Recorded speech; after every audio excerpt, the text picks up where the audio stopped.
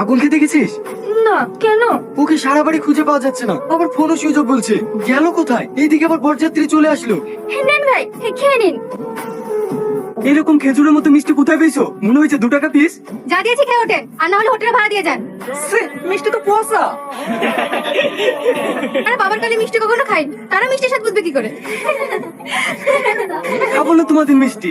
এই ফিতিটা কেটে ফেল। দাঁড়ান, আগে হোটেলের বিল দেন, তারপরে। বলা কত টাকা দিতে হবে? কেন দেখতে পাচ্ছেন না কত টাকা লেখা আছে? 50,000 টাকা দেন।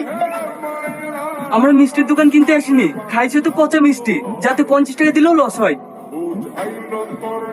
এই নাও 50 টাকা বাড়ি 100 টাকা করে দিলাম। দেখুন, আমরা ভিখিরি না, তাড়াতাড়ি 50,000 টাকা বের করুন, নাহলে কিন্তু খুব খারাপ হয়ে যাবে। ভাই, তুই না বিষ খেয়েছে। ও যে কেন এটা করলো আমি কিছুই বুঝতে পারছি না। ভাই, ও আগুনের জন্য এটা করেছে। বুবু আগুনকে ভালোবাসতো। কি এর জন্য তুই আগুন?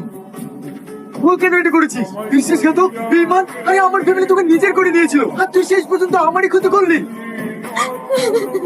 বুবু, তুই তাড়াতাড়ি চল, বাড়ির সবাই আগুনকে ধরে নিয়ে এসে মারছে, নাহলে ওরা আগুনকে মেরে ফেলবে। কি?